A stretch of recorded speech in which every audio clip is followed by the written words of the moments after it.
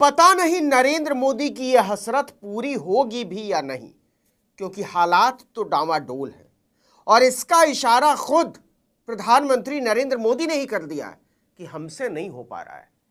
बिहार में इस बात की चर्चा बहुत जोरों शोरों की है कि प्रचार के आखिरी दिन के आखिरी पल तक प्राण झोंक देने वाले नरेंद्र मोदी चुनाव प्रचार से पूरे 1.5 दिन पहले ही मैदान छोड़कर क्यों भाग खड़े हुए। बिहार में इस विधानसभा चुनाव के प्रधानमंत्री नरेंद्र मोदी जी ने बिहार चुनाव को लेकर अपना पूरा जो मामला है क्लियर कर दिया है। अब दावा और सवाल ये खड़े किए जा रहे हैं, क्या प्रधानमंत्री नरेंद्र मोदी जी ने सरेंडर कर दिया है? क्या मोदी जी ने अपने हथियार डाल दिए? क्या मोदी जी ने अपनी हार स्वीकार कर ली है? क्या मोदी जी को यह भनक लग चुकी है कि बिहार के अंदर सूपड़ा साफ हो चुका है? जिसके बाद मोदी जी ने इस तरीके का बयान दिया। किस तरीके का बयान दिया? हमारे साथ वरिष्ठ पत्रकार मौजूद है नवीन कुमार, आप उनकी इस रिपोर्ट को देखिए।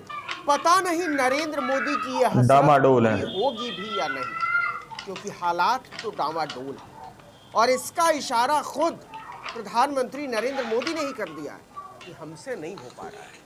बिहार में इस बात की चर्चा बहुत जोरों शोरों की है कि प्रचार के आखिरी दिन के आखिरी पल तक प्राण झोंक देने वाले नरेंद्र मोदी चुनाव प्रचार से पूरे 1.5 दिन पहले ही मैदान छोड़कर क्यों भाग खड़े हुए। बिहार में इस विधानसभा चुनाव के चुनाव अभियान की एक प्रकार से मेरी समापन रैली है। पूछना तो बनता है कि क्या मोदी ने बिहार में हार मान ली? असल में ये कहने के पीछे एक बहुत बड़ी वजह है और वजह ये है कि मोदी कोई मतलब नहीं है कि बिहार के लोगों के लिए उनका कोई मतलब नहीं है। वहां 2 ही फैक्टर काम कर रहा है, तेजस्वी फैक्टर और नीतीश फैक्टर। बाकी के सारे फैक्टर का ट्रैक्टर हो गया है और उन ट्रैक्टरों को इन्हीं दोनों फैक्टरों के पीछे खड़ा होना होगा और दोनों ही फैक्टर हो गए हैं एक। और ये बात हवा में नहीं है। गौर कीजिए, मोदी की पूरी दूरी बनाए रखी नीतीश कुमार ने उनसे पूरी दूरी बनाए रखी। वैसे तो चुनाव प्रचार 9 नवंबर की शाम 5 बजे खत्म हो रहा है, लेकिन मोदी ने 8 नवंबर दोपहर 2 बजे ही बिहार से अपना बोरिया बिस्तर समेट लिया और अपने आखिरी दिन भी मोदी ने बिहार में केवल 2 सभाएं की, 11 बजे सीतामढ़ी में और दोपहर 1 बजे बेतिया में। और इन दोनों ही सभाओं में नीतीश कुमार मौजूद नहीं थे। ऐसा नहीं है कि नीतीश कुमार प्रचार नहीं कर रहे थे, वो जमकर प्रचार कर रहे थे। उन्होंने औरंगाबाद के रफीगंज में सभा की और गया के इमामगंज में।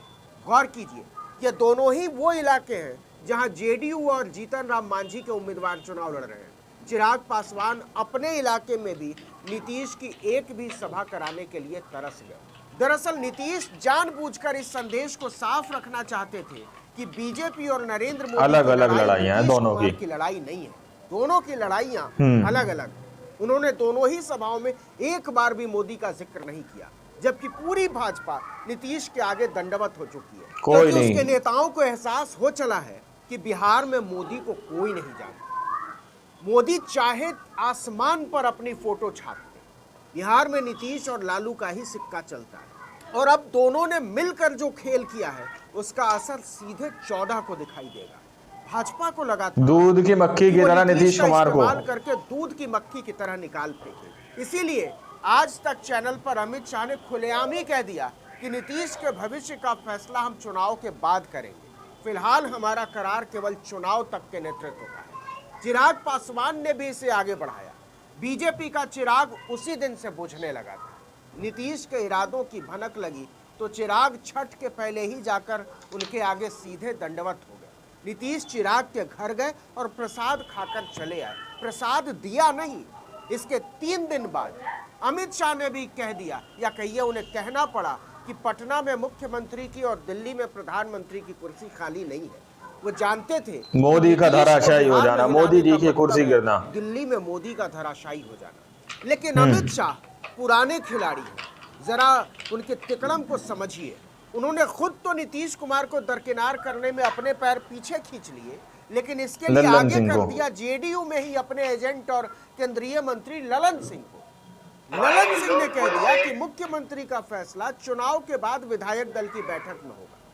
इससे बात बीजेपी के पक्ष में जाने की बजाय और खिलाफ हो। इसके बाद तो जहां जहां बीजेपी और चिराग पासवान के उम्मीदवार थे वहां जेडीयू के स्थानीय कार्यकर्ता आरजेडी के कार्यकर्ताओं के साथ मिलकर गुल लालटेन ही तीर है और तीर ही नारा चल लालटेन है। निकला कि लालटेन ही तीर है और तीर ही लालटेन है। ये नारा चल ही रहा था कि इसमें कांग्रेस का हाथ भी जुड़ गया कि तीनों एक है। जमीन पर बीजेपी जब तक इस खेल को समझ पाती तब तक बहुत देर हो चुकी है। कि हवा में नहीं है कि मोदी ने अपना प्रचार अभियान 1.5 दिन पहले समेट लिया।